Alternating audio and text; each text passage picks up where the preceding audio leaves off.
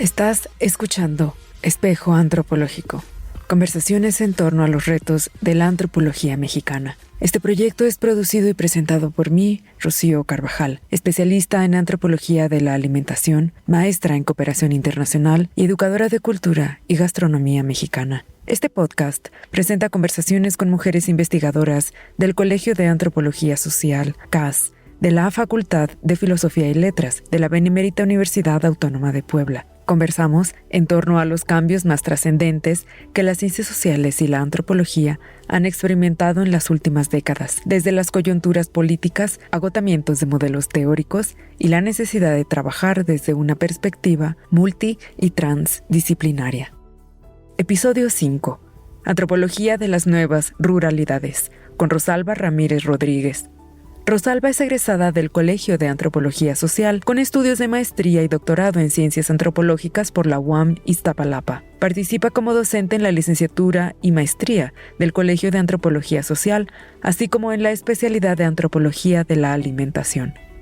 Los temas que abordan sus investigaciones son las configuraciones de la nueva ruralidad, el papel cultural del maíz en las sociedades campesinas, expresiones identitarias en contextos indígenas y campesinos y el estudio de la cosmovisión en la vida cotidiana. Es autora, coautora y coordinadora de diversas publicaciones, así como de artículos en revistas impresas y digitales a nivel nacional e internacional.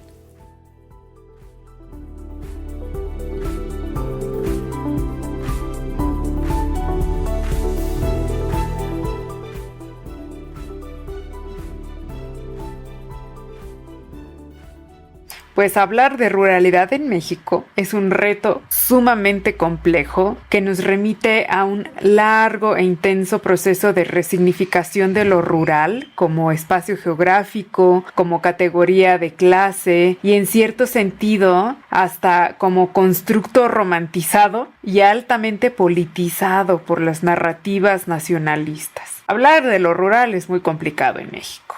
Y en términos territoriales, podríamos hablar también de una serie de espacios cuya existencia ha estado rodeada de tensiones políticas y económicas y también sociales. Entonces, para proveer a quienes nos escuchan de un panorama conceptual, creo que es conveniente, me parece, pensar en el origen, ¿no? En la emergencia de la creación de esta noción del espacio rural, en oposición tal vez al espacio que no es rural, ¿no? Entonces, ¿cómo definimos primero el espacio rural? Si pensamos en un sistema de opuestos, pues por un lado estaría el espacio urbano, intensamente transformado y moldeado a partir de cánones occidentales, ¿no? En nuestro caso, modernizadores. Y por el otro, pues está este espacio rural en el cual existen sistemas sociales y figuras organizativas con sus propias actividades económicas mayormente vinculadas pues con esta herencia indígena y campesina que caracteriza a México. Entonces, una de las preguntas iniciales, por supuesto, ¿no? ¿Cómo es que a lo largo de la trayectoria del CAS y la línea de investigación a la que tú te dedicas, cómo han ido integrando, ¿no? Y cambiando la construcción conceptual de esto, de lo rural, como espacio físico, también como constructo ideológico y como objeto mismo de estudio?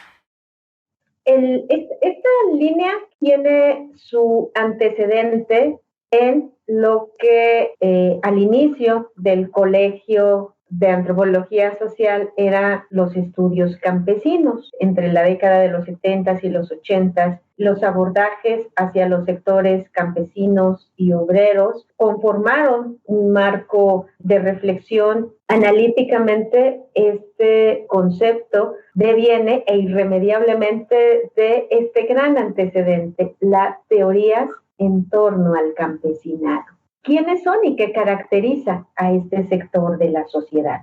El campesino, los campesinos, las campesinas son los que viven directamente de administrar y hacer usufructo de un espacio, de un nicho que les provee alimento, y entonces todo aquel sector cuya base de la subsistencia se obtiene directamente de horas socialmente invertidas, mucha de esa discusión pues se centraba precisamente en reconocer y resaltar las características de la economía campesina, como una dimensión contrapuesta a un modelo capitalista, ya que la familia campesina administra, ¿no? o tiene acceso a una unidad de producción, regularmente no paga por la mano de obra, son los mismos integrantes de ese grupo doméstico que trabajan y también obtienen pues beneficio de lo que se obtiene. Y eso pues generó, ¿no?, toda una serie de posicionamientos, y los campesinos como sector social, como clase, tienen condiciones para seguir siendo campesinos, o lo que hay es un proceso de desdibujamiento, es decir, procesos de asalarización. Y entonces entra la discusión si se convierte en asalariado, entonces deja de ser campesino y se convierte en un obrero o se convierte en un jornalero. Justo por allá de la década de los 90, transición a los 2000, cuando el país, a partir de las políticas encabezadas por los gobiernos federales, pues hay toda una serie de reestructuraciones en torno al papel del Estado frente a las sociedades campesinas, y ocurre por un proceso de desmantelamiento de todas aquellas instituciones, programas y políticas cuyo destino pues era ofrecer apoyo a los sectores campesinos. Esta entrada, ¿no?, a una modernización que no era otra cosa más que el neoliberalismo, esta entrada a un tratado de libre comercio no hace más que agudizar las características y las condiciones de la economía campesina. Y eso derivó precisamente en la reflexión, toda una serie, digamos, de evidencias donde empiezan a decir, oigan, ya se dieron cuenta que la industria no solo está en las grandes ciudades, hay programas e iniciativas para asentar maquilas, para asentar industria, y no solo industria, digamos, como por ejemplo un Audi, pues estas agroindustrias, ¿no? Eso llevó justo a los antropólogos a preguntarse, ¿es factible seguir denominando que existe lo campesino, o hay una coexistencia, hay una mixtura de prácticas, de estrategias, de estilos, de formas de vida? Y un poco eso es lo que busca atender lo rural, ¿no? Cómo hay estas coexistencias, recomposiciones, pérdidas que no solo son susceptibles de entenderse en el marco precisamente de la conformación de territorios, sino también de estilos de vida, de dinámicas y prácticas sociales, de resistencia, de organización, para hablar de esas, ¿no?, condiciones muy dialógicas, muy complejos, que nos animan a pensar precisamente cómo el campo se urbaniza, pero también cómo las ciudades se ruralizan. O sea, como este ejercicio de las azoteas verdes, utiliza tu camellón para cultivar, hay como estas disputas por tener espacios cada vez más verdes, ¿no? Entonces, ¿cómo hay este juego de ida y vuelta? Y un poco eso es lo que plantea la dinámica de las ruralidades, ¿no? Así en plural. Bueno, acabas de decir un montón de procesos, conceptos y dinámicas, espacios que hay que desempacar, porque todos son muy importantes y vamos a irnos como desmenuzándolos poco a poco. Para empezar, yo quiero tomar como 3 pasos para atrás y nos vamos conceptualmente a la Revolución Mexicana, como un hecho que creo que todos podemos identificar independientemente de nuestra disciplina y reconocer como un evento histórico cuyas repercusiones pues son evidentes aún hasta nuestros días, por supuesto, específicamente en lo que se refiere a estos conflictos históricos no resueltos sobre los derechos de la posesión y uso de la tierra, que aún impacta a todas las discusiones, justo como decías, en torno a la tierra, en torno a estos espacios, en torno a la legitimidad del uso, ¿no?, de quiénes ¿Por qué? ¿Bajo qué condiciones? ¿No? Que nos evoca temas sobre la soberanía, el concepto de Estado-nación mismo de México. O sea, es un parteaguas la revolución que define toda nuestra relación con los espacios rurales y urbanos y todo lo que está en medio. Y todo lo que está en medio es lo que estudia el CAS, ¿no? Donde nos encontramos aquí, y toda la investigación contemporánea que está emanando y que contiene justamente como propósito pues abordar todo esta complejidad tan densa, ¿no? De todos estos espacios que ya decías, urbanos, semiurbanos, espacios en transición, zonas agrícolas rurales, zonas rurales industriales, zonas rurales intermedias, en fin, ¿no? Todas estas posibilidades que existen y bueno, ustedes estudian estos espacios, tú estudias, ¿no? Estas relaciones que no solamente hablamos a nivel de espacio, sino lo aterrizamos en las dinámicas sociales, ¿no? Y cómo las poblaciones, las comunidades, los individuos negocian, reclaman, exigen, piden, dan, toman, ¿no? Todos estos conceptos, estos usos ancestrales, estas nuevas necesidades, ¿no? Entonces, como esto, pues también van creando, para quien lo estudia, pues la necesidad de ponerle nombre, ¿no? La necesidad de poder identificarlo, de crear categorías, de crear conceptos dinámicos y flexibles con los que ustedes puedan estudiar estos fenómenos tan a flor de piel, tan contemporáneos y al mismo tiempo tan históricos, ¿no?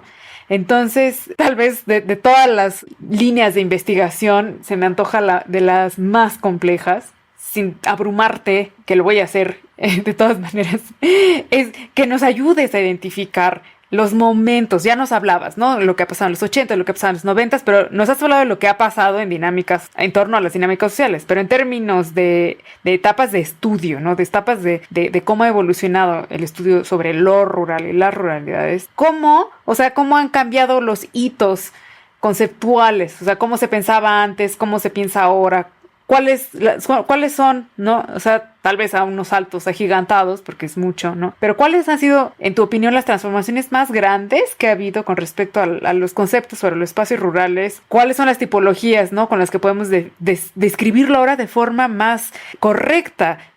No en términos de corrección política, sino en términos de reflejar realmente lo que está ocurriendo, ¿no? Sobre estas ruralidades que tú estás proponiendo. Digamos, podemos un poquito como reconocer, avisorar la importancia, ¿no? De establecer un análisis de las expresiones de la ruralidad. Va a ser explicitado, ¿no? A partir precisamente pues de una serie de factores. Se apoya en este ejercicio de reconocer de los procesos de metropolización, de los procesos de urbanización y los efectos que tienen en la vida social, en la percepción, manejo, uso y administración de los territorios. Eso nos lleva a reconocer un permanente perfil, que es el de la tensión y el conflicto, ¿no? Porque mientras para unos, ¿no? Pues esta es la tierra de los abuelos, para otros, pues es susceptible de ser desarrollado ahí un gran complejo habitacional, una placita comercial, porque está bien ubicado, porque quedó a paso de camino. Y eso nos lleva precisamente, ¿no? Como a reconocer estas experiencias y estas expresiones de tensión. De ahí derivan estas propuestas que tú mencionabas hace un momento, ¿no? Desde el punto de vista territorial, ¿no? Desde el punto de vista del acceso a la calidad y a las condiciones de los servicios, entonces se ha derivado precisamente como esas franjas entre lo que deja de ser campesino, el arribo, ¿no? De otros usos del espacio que coexisten, ¿no? Pues también con las pequeñas parcelas, con las pequeñas unidades de producción. Y eso ha precisamente derivado en nombrar, ¿no? En cómo nombrar a esos espacios. ¿Los nombramos rururbanos o los nombramos periurbanos? Desde un punto de vista, digamos, espacial, pues voy a tener tipologías, ¿no? Que me invitan a pensar precisamente en reconocer pues esa confluencia, ¿no?, de múltiples factores económicos, políticos, ambientales, a fin precisamente de ofrecer lecturas, ¿no?, que intentan responder a ese reconocimiento. ¿Cuál es el principal uso de suelo? No, pues es el habitacional, no, pues es el de servicios. Y justo, no por ello decir que no sea importante, ¿no? Pero digamos, ese es como que lo que más me ofrece, ¿no? Ese perfil. Tengo la otra propuesta, que es la que me dice, no es nada más la conformación o la configuración, digamos, como de un paisaje, sino es la confluencia de procesos y tradición sociocultural campesina. ¿Cómo resiste, no, los embates de pues decretos, de expropiación? ¿Cómo se adapta a que la agricultura pues no resulta ya un medio de subsistencia tan garante y pues, se diversifica? Hay como toda una serie de estrategias y expresiones, y en ese sentido están los aportes que no están tan interesados, ¿no?, como en nombrar, sino más nos anima a pensar estilos de vida. Y justo pues hay estos aportes, estas propuestas que invitan a pensar en algo que le llaman pues los pueblos urbanos, ¿no? Como las Cholulas, ¿no? San Andrés, San Pedro Cholula. Y pues son espacios que evocan lo complejo de las transnacionales, lo complejo de las franquicias, pero se nos olvida cómo pensarla y atender la reflexión de los sujetos y la experiencia de habitar un espacio, y ahí entramos en cuestiones simbólicas, subjetivas. De modo que puedo decir, tenemos, digamos, como a grandes rasgos, tres referentes, ¿no? La de la conformación de territorios y cómo nombrar a esos territorios, el reconocer la confluencia de factores, ¿no?, que influyen e inciden en estilos y modos de vida. O este otro enclave, ¿no? De, bueno, a ver, pero ¿qué dice el sujeto? Y en el sujeto está el pensar de que hay un ejercicio comunitario, de pueblo, ¿no? Y entonces hay una reflexión, ¿no?, que nos invita a pensar, pues justo en un montón de referentes de arraigo, como las fiestas, los sistemas de carpos, las expresiones de comida, ¿no?, el parentesco, la historia oral, ¿no? Cómo se construyen como estos grandes referentes, ¿no?, de visibilidad frente a lo urbano, ¿no?, frente a lo moderno.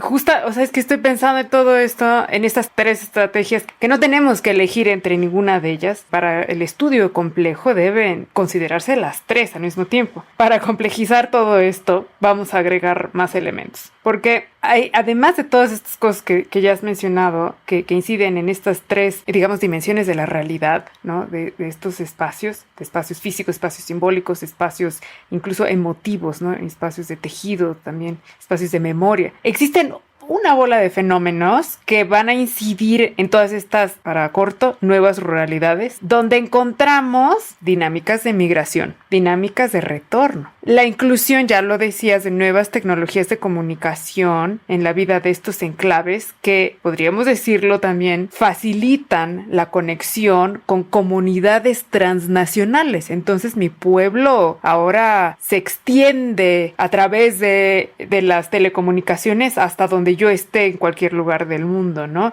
Obviamente también esto ha generado nuevas formas, ya lo decías, nuevas formas de resistencia, nuevas formas de organización, nuevas formas de participación en la economía regional e hiperlocal, que ahí se está desarrollando y transformando constantemente, pero también se han generado nuevas formas de participar en dinámicas económicas e intercambio a nivel nacional e internacional.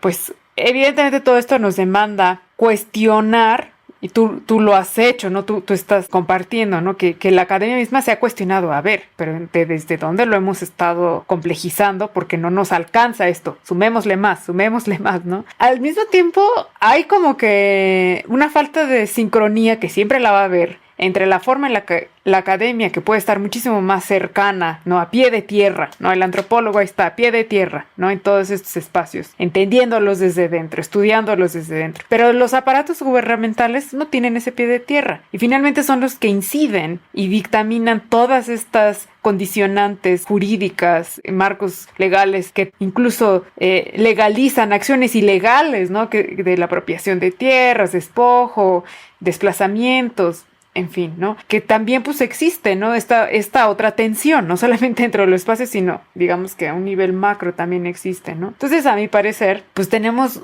así un horizonte de trabajo enorme. Por un lado, enfrentar el reto que allí está, que no ha cambiado en mucho, ¿no? De esta visión del Estado omnipresente, paternalista, de una herencia, pero de siglos, ¿no? Basada en conceptos raciales, en conceptos clasistas, que le privan de agencia y de capacidad de autodeterminación y derechos a quienes habitan y construyen estos espacios rurales. Porque esa es otra de las grandes tensiones, ¿no? Gobierno, sociedad, en fin, ¿no? Entonces, tengo 3 preguntas, pero vamos una por una. Primero, ¿cómo es que abona no solamente al debate, pero también a la formulación de nuevos paradigmas? ¿Cómo nos ayuda la investigación que se produce desde estas nuevas ruralidades, desde estos nuevos acercamientos? Si bien, o sea, modificar las políticas públicas lo sabemos, puede durar sexenios enteros, generaciones, pero también existe la emergencia de nuevas formas de organización que pueden ayudar a ir, digamos, negociando estos procesos. Y creo que me parece que es justamente donde el trabajo de ustedes crean a través de la investigación herramientas que para las comunidades son de suma utilidad, con las cuales pueden sentarse como iguales a negociar, a exigir, a proponer. Pero eso lo estoy hablando así, nada más. Entonces, más bien, si tú nos pudieras compartir los resultados de todo este trabajo, cómo se está reflejando para estas comunidades, ¿no? Va, sí, por supuesto. El quehacer, ¿no? De los antropólogos, ¿no? De repente uno como que lo piensa o no, o lo pudiese ubicar pues netamente académico, ¿no? Y por supuesto que sí, hay toda una serie de referentes estructurales, ¿no? Pues que nos revisan, que nos invitan a mantenernos muy, muy activos en ese ámbito. Pero en el marco de las ciencias sociales, pues hay este ejercicio, este nicho de coparticipación, de copresencia, pues con, decíamos hace un momento, grupos organizados, con espacios sociales diversos, lo cual vuelve muy interesante el quehacer y la práctica académica. En un ejercicio, pues que busca precisamente sumar, incorporar y establecer pues un ideal que es precisamente un diálogo pues de saberes. En ese sentido, algo que tiene, digamos, muy, muy particular la antropología mexicana, por supuesto la antropología de Puebla, y que nos enmarcamos en las antropologías que los autores han denominado las antropologías del sur, es precisamente que se preguntan, ¿no? ¿Para qué y para quién? ¿Para qué sirve la etnografía? ¿Para qué sirve una disciplina como la antropología social? Uno de los grandes derroteros, ¿no? Que tiene las ruralidades es precisamente este ejercicio de cómo eso es susceptible precisamente para vincularlo y enfocarlo en términos de un desarrollo, pero no cualquier desarrollo, de un desarrollo local, donde converja pues precisamente los retos, las aspiraciones, los saberes, las prácticas de los locales. Y ahí justo, ¿no? Entra como toda esa discusión, ¿no? De cómo la conceptualización, cómo la idea de la ruralidad, atendiendo pues en características y atributos socioespaciales, estilos y formas de vida, pero también de pertenencias y adscripciones, como estos 3 referentes son susceptibles de ser pensados o encuadrados con la idea del desarrollo local, muy desde el ámbito antropológico, acorde a las dinámicas de autoorganización, de participación, de avisorar por parte de los actores sociales. Eso se convierte para nosotros en un reto de cómo una categoría o un conjunto de categorías pues sirven para algo. Sirven, por supuesto, ¿no? Para la producción del conocimiento. ¿Para qué y para quién? Pues se pueden generar precisamente estrategias, movimientos, lógicas, dinámicas, pues acorde a los ritmos y las lógicas de esos enclaves.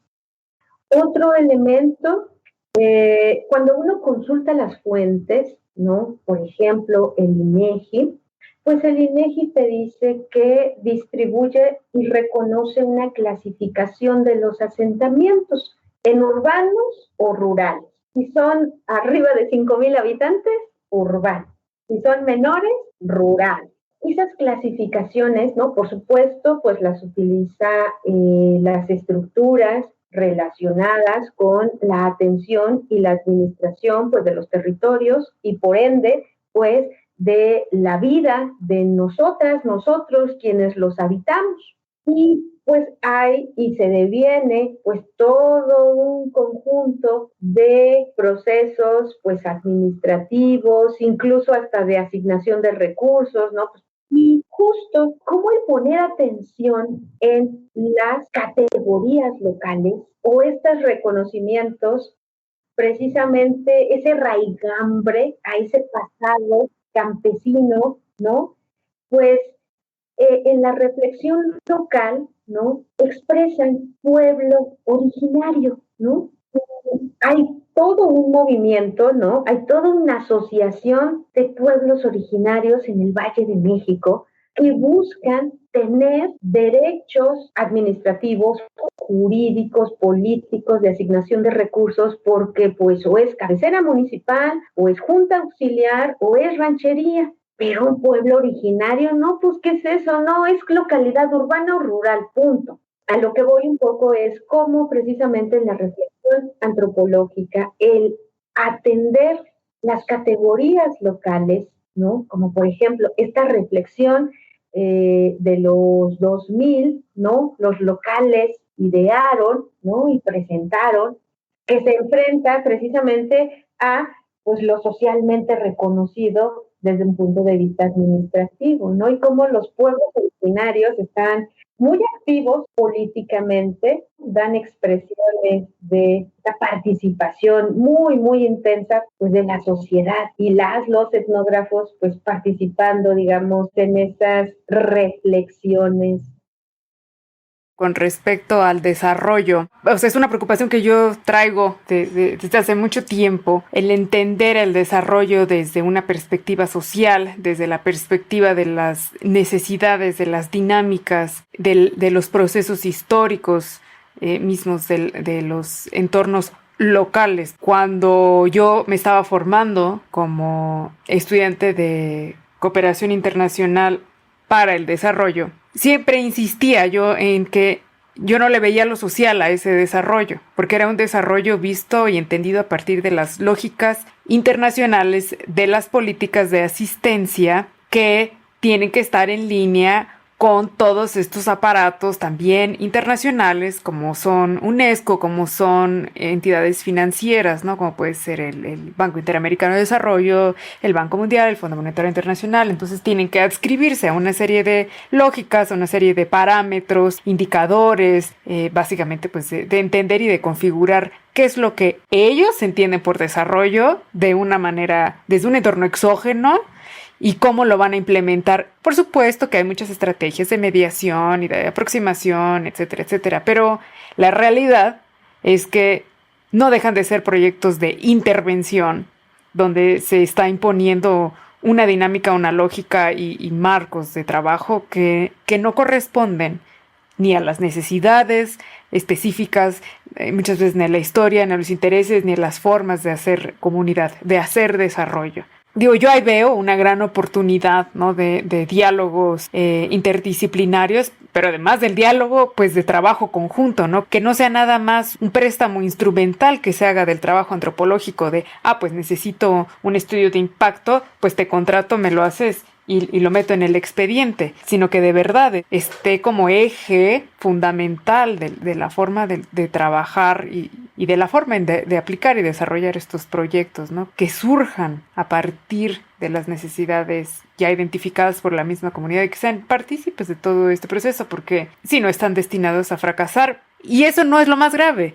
Lo más grave es que generan daño con eso, ¿no? Además, ¿no? O sea, daños de desconfianza, generar tensiones que no existían, en fin. Entonces a mí me parece, o sea, allí ya un punto muy, muy interesante de retomar en políticas que existen, además, ¿no? Que puede que sean desconocidas para otras disciplinas, otros ámbitos de trabajo, pero pues ahí están y es esta falta, ¿no? A veces de acercamiento, ¿no? Que es donde se pierde esta oportunidad. Y ya hablabas tú, ¿no? De todas estas, pues oportunidades de diferentes tipos de desarrollo que existen en estos entornos, lo cual hace atractivo estos lugares a personas que no son miembros de estas comunidades, ¿no? Por supuesto, México, por sus características geográficas, la riqueza de su biodiversidad y recursos naturales, pues ha afincado por siglos sus estrategias de desarrollo económico básicamente en la explotación de esta abundancia, ¿no? A través de muchas actividades, o sea, ya fuera desde las más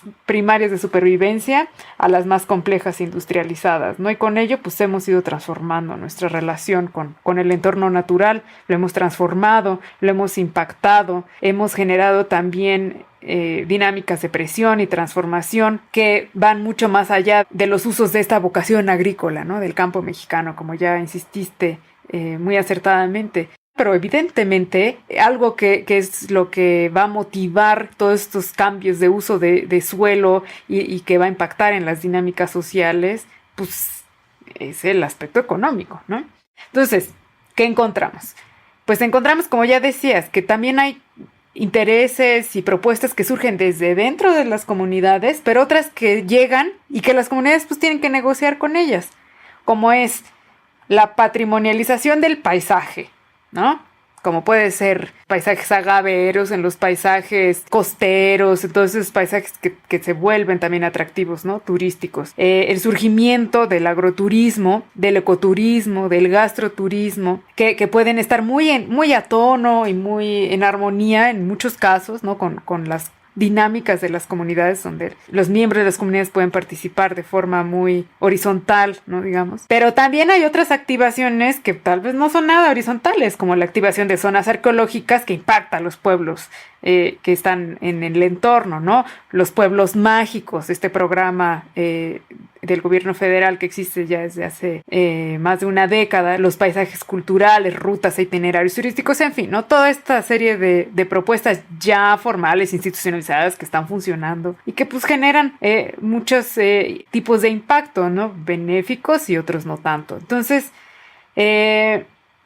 el CAS, ¿no? En el trabajo que tú has hecho justamente en un entorno muy cercano a nosotros, que son las Cholulas, porque son varias y además porque son muy distintas entre ellas, ¿no? Y cómo viven, ¿no? Con todas estas condicionantes, ¿no? Todos esos entornos limítrofes, ¿no? Que están así en esta indefinición a veces, ¿no? Circunvecinas a las urbes. Digo, tú ya nos has dicho por qué nos debe interesar conocer las opiniones de los miembros de las comunidades, por qué nos debe interesar saber cómo han vivido estos procesos y cómo les ha impactado, ¿no? Las políticas públicas, las dinámicas económicas. O sea, ya has hecho hincapié en eso, ¿no? Entonces, ¿tú prevés que esté generando o ya está generándose ahora formas donde no solamente ustedes llegan y proponen este tipo de trabajo de investigación? ¿Crees que ya se ha logrado arrancar una dinámica en la que la comunidad se acerca a ustedes, ¿no? Al revés, y les dice, a ver, trabajemos en esto, tenemos esta otra necesidad? O sea, que ya ellos estén apropiándose de esta forma de trabajo en donde ellos ahora también sean copartícipes y co-creadores de estos trabajos para su propio beneficio. Yo recuerdo que tú nos has compartido experiencias, sí, pero si pudieras, ¿no? hablar un poco sobre esto. Sí, todas estas cuestiones que aludes, pues nos invitan un poquito a darnos cuenta, a visorar precisamente lo complejo de la dinámica de la vida social, de la conformación de espacios, de la diversidad de expresiones y pautas de apropiación, siempre insertos en contextos estructurantes de tensiones y de poder. Pero no por ello, ¿no? Siempre, que uso la palabra siempre estructurantes, eso no implica que no hay posibilidades, no.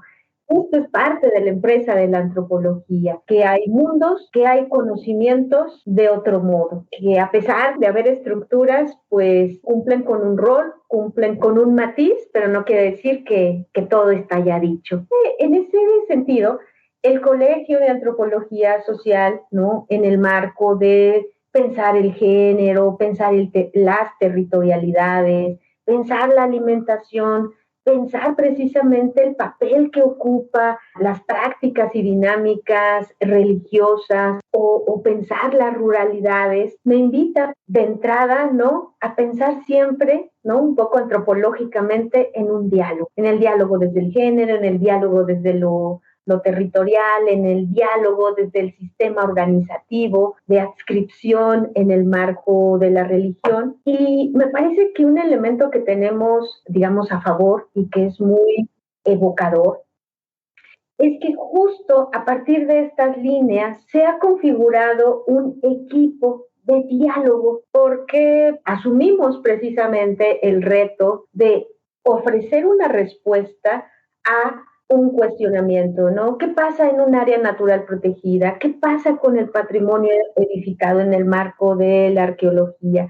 ¿Qué pasa con estos escenarios, estos enclaves, pues unos muy contiguos a la ciudad, pero también qué pasa con estos otros enclaves, ¿no? Como por ejemplo las juntas auxiliares, ¿no? Y los etnógrafos, pues ahí estamos tratando de establecer un ejercicio de diálogo, tanto al interior del colegio como con los interlocutores. De modo que a partir de nuestras miradas, la mirada del territorio, la mirada de la alimentación, la mirada de las prácticas organizativas, la mirada precisamente de los modos y los estilos de vida, por ejemplo, ¿no?, animan a ir estableciendo un referente. No es sencillo, pero podemos decirlo así, como una especie de ecología de saberes, un ejercicio de intercambio.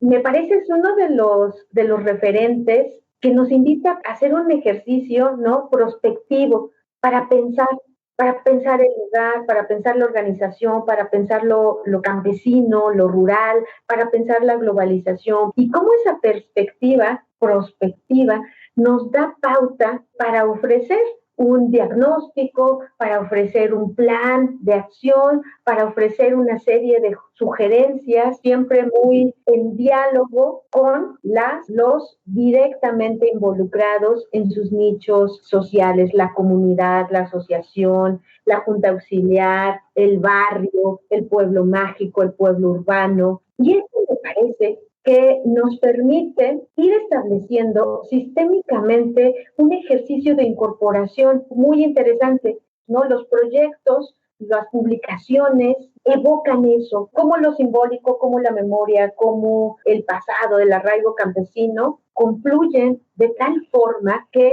nos permite ir definiendo un campo de atención, un campo de confluencia académico, pero también decía, ¿no?, de colaboración, de diálogo, ¿no? Nos anima a pensar conceptos rectores desde nuestros respectivos nichos por líneas de investigación. Es factible establecer un ejercicio pues más holístico. Dialogamos con los arquitectos, con los sociólogos, politólogos, médicos, con los urbanistas, otros campos de acción, ¿no? Y esto es justo las nuevas reglas del juego de poder dar debates, ideas, contribuciones y sin duda nos está orillando pues a ofrecer esa apertura, a tener diálogo, movimiento, aceptación, contribución.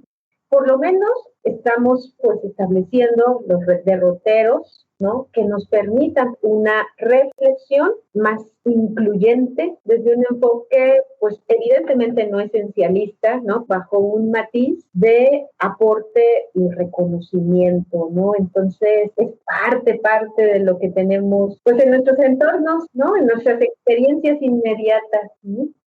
Que finalmente el impacto que va a haber pues va a ser más integral, se va a beneficiar de la perspectiva, pero también de la aplicación o de una construcción conjunta más positiva, integrando a las comunidades que inciden todas estas otras disciplinas, pues se puedan beneficiar.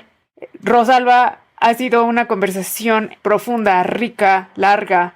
Yo te quiero agradecer toda la generosidad con la que has compartido pues, tu experiencia, tus puntos de vista, que sin duda serán muy ricos, ¿no? Y que van a ofrecer perspectivas diferentes para quien quiera acercarse al estudio de las nuevas ruralidades, desde la forma en la que se está haciendo aquí en la ciudad de Puebla, en el CAS, y de todas maneras, bueno, que pueden estudiar y leer lo que se ha producido ahí. Y hablando de lo que se ha producido ahí, yo quiero recomendar dos lecturas para quien quiera pues empezar como que adentrarse un poquito en esto. Una lectura es desde fuera y una lectura es un texto como más académico. Entonces el primero es un paper, fue escrito por Juan Vicente Palerm, que es un antropólogo muy reconocido por su trabajo justamente visibilizando los espacios rurales y llamando desde hace décadas a estos cambios conceptuales del quehacer antropológico. Entonces se llama justamente las nuevas comunidades mexicanas en los espacios rurales de los Estados Unidos de América. O sea, habla de todo este asunto de la migración y estas comunidades transnacionales, aunque el tema es, digamos, específico, nos puede ofrecer como una primera aproximación muy útil. Y plantea esta reflexión acerca del quehacer antropológico, ¿no? Entonces, muy, muy interesante porque él tiene una formación de antropólogo, es etnólogo, se formó con una visión muy interesante tanto en España como en México, es egresado del CIESAS y de la Ibero y trabaja actualmente en Estados Unidos. Entonces, es como bien, bien interesante las perspectivas que él tiene. Entonces, es muy recomendado. Va a haber link en la descripción del episodio. Y la otra lectura, un poco más abstracta, digamos, pero que a mí me sirvió muchísimo en el proceso formativo, que fue una lectura que tú analizamos contigo, estudiamos contigo, que es El salvaje metropolitano, la reconstrucción del conocimiento social en el trabajo de campo, de Rosana Guber, sobre todo la primera parte del libro. La segunda es como más ya de metodología y aplicación, pero la primera parte es fundamental para lograr entender estos cambios y el desplazamiento que se hace en la antropología de quién es el otro, de cuál era ese otro salvaje alejado, ¿no? Que estudiaban los antropólogos de hace muchas generaciones atrás y cómo hemos reconfigurado ese otro a los espacios más cercanos, ¿no? Y qué es esto lo que ayuda a entender cómo es que la antropología está estudiando ahora a los individuos que viven en estos entornos. Entonces estas dos son mis lecturas sugeridas. Entonces no sé cuáles son las lecturas que tú sugieras para quien esté interesado en adentrarse un poco más en el tema. Sí, una es precisamente un pequeño artículo publicado por la revista Escritos. Es un ejercicio de coautoría con una maestra del colegio también de antropología social, se llama Miriam Quiroz, y con participación de su servidora, y se llama La agricultura del contexto de Tehuacán, del sur de Tehuacán. En ese pequeño espacio, pues reflexionamos cómo pues hay estos avatares propios de la modernización, la migración, la globalización, que hacen fuerte mella en pues la dinámica del sistema milpa, el maíz. Y otro pequeño capítulo que aparece en el libro de no recuerdo bien el título del libro, pero algo así como Los umbrales del siglo XXI. Soy mala para pero el capítulo habla sobre la vida cotidiana, ¿no? En comunidades insertas en las nuevas ruralidades. Tomamos el caso de una junta auxiliar que se llama San Bartolo Teontepec, que pertenece al municipio de Tepanco de López. Y cómo se procesa, por ejemplo, el hecho de que haya llegado la luz eléctrica. ¿Cómo te favorece o te implica retos, ¿no? Para que sigas trabajando más tiempo. ¿O qué pasa cuando, pues antes nos curábamos con tecitos y ahora, pues ya no, porque los tecitos están hasta cierto punto estigmatizados, cuando lo moderno, un pensamiento racional, pues me invita a asistir con un médico y tomar pues otro tipo de recursos, ¿no? Entonces, pues pondríamos a consideración estos dos elementos, ¿no? Muy de la ruralidad, que invitan un poco a pensar en estos reacomodos, tensiones, diálogos entre lo urbano y los enclaves comunitarios. Quisiera aprovechar, agradecer mucho tu tiempo, tu participación, tu creatividad, gusto e interés por realizar este tipo de ejercicios que nos invitan a pensar, ¿no? Tienes la facilidad de que por medio de tu reflexión nos invitas a cuestionarnos, nos invitas a dejarnos pensando, cierto, esto no lo había considerado, cierto, qué reto, cierto, cómo, hacia dónde vamos. Entonces, muy nutritivo, ¿no? Este ejercicio de pues una mirada siempre inquieta, propositiva y reflexiva como la de Rocío, que pues se agradece mucho. Gracias. Bueno, gracias a ustedes, gracias a ti por siempre alimentar mi curiosidad. Caminar juntos desde distintas disciplinas o expandir los horizontes de trabajo, ¿no? Entonces, es un gusto, es un gusto. Muchas gracias. Vamos a poner los nombres con todas sus letras, con links para que puedan ustedes acceder a estos documentos y estén a su alcance y puedan empezar a adentrarse en el tema. Rosalba, nuevamente muchísimas gracias y hasta la próxima. Chao. Bye.